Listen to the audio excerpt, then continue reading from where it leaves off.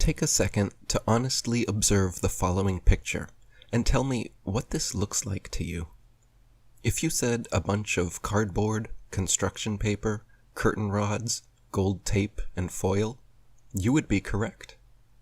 If instead you said the National Aeronautics and Space Administration's highest technological achievement, incapable of being reproduced today, the Apollo 11 lunar lander, then you would also be correct. Most unbiased viewers would assume your average high school art class could construct this contraption without much struggle. But official NASA spokesman and astronaut Don Pettit assures us that actually, this 1969 technology is so advanced that even with their multi-billion-dollar yearly budget, they cannot for the life of them recreate it now. "I'd go back to the moon in a nanosecond," Don informs us. "But NASA destroyed that technology, and it's a painful process to build it back again." Firstly, why on earth would NASA destroy the original Apollo lunar landers? The historic first crafts that landed men on the moon? The supposed most incredible achievements of mankind? And they irreparably destroyed them so that they could not be replicated even after 50 years? Could it be because they didn't want future generations able to visit museums and see these laughable 1960s attempts at high-tech looking space vehicles? And what other 1960s technology is so advanced and expensive that it cannot be recreated easily and far better now than way back then? Let's take a closer look at this 1960s spaceship and see what else we can notice. For example, look at the paneling here, on the side of the craft. If someone sheetrocked your house looking like this, you would be entitled to a full refund. Yet, with supposedly the best engineers and scientists in the world on the job, this is the kind of craftsmanship NASA provides? Look at the flimsy, haphazard, and careless construction materials and methods used. Look at the buckling, warping, and indentations showing how thin the paneling is. What is this thing? A Twinkie? No, I'm sure it's some super important and necessary high-tech device. Here there are press stubs, and here also has press stubs. But here, and here, they must have run out, so they used gold foil instead. And then over here, they must have run out of gold foil because they didn't bother with either.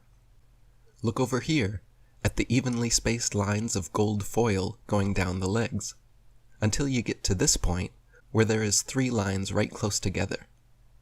It must be important because it's the connection point to the other crossbars, right? Let's look at another leg. Oh, no. On this one, they are all evenly spaced the whole way down. No 3 lines near the crossbar. Apollo 11 mission controller Harold Loden was quoted saying, "The skin on the crew cabin was very thin, and that was all done because of weight saving. If you really took your finger and poked hard at it, you could poke right through the outer skin of the spacecraft. It was about the thickness of 2 layers of aluminum foil." Project manager Thomas Kelly concurred, noting that the skin, the aluminum alloy skin of the crew compartment, was about 12 1/1000ths of an inch thick, equivalent to about 3 layers of Reynolds wrap that you would use in the kitchen. Apollo astronaut Jim Lovell said, "Whenever I saw a model of the lunar module, it had these rigid sides and looked really strong.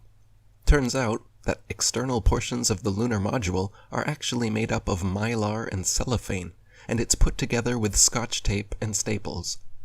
We had to have pads on the floor, because if you dropped a screwdriver, it would go through the floor."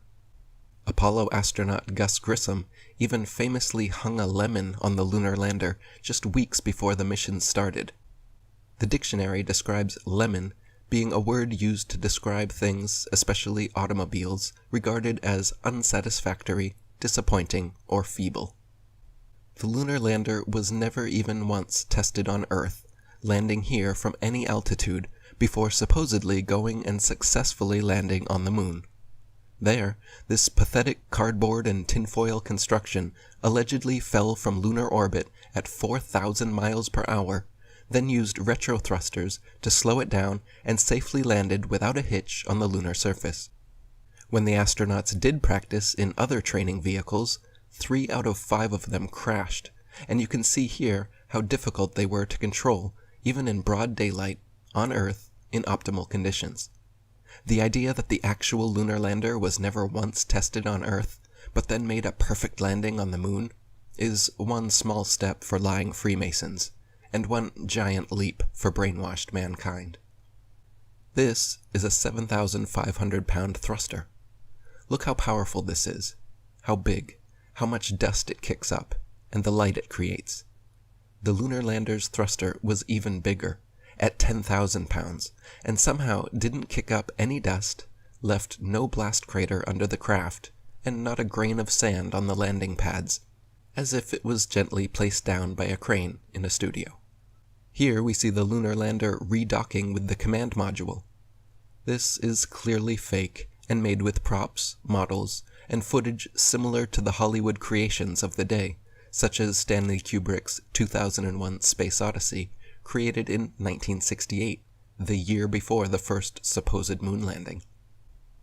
Look at the jerky, unrealistic motions and lack of thrusters being used. The craft is just being turned like a Rubik's Cube somehow, all of this supposedly happening as they both orbit the moon at 4,000 miles per hour. Since many people can't believe this is genuine footage, let me assure you, this is actual, official NASA footage of the Apollo 11 redocking. And this is just the tip of the iceberg when it comes to moon landing hoax evidence. If you still believe man has actually walked on the moon, and rovers are rolling around on Mars, please do me, yourself, and the rest of humanity a favor and watch my following presentation, link in the description box, the NASA Moon and Mars Landing Hoaxes.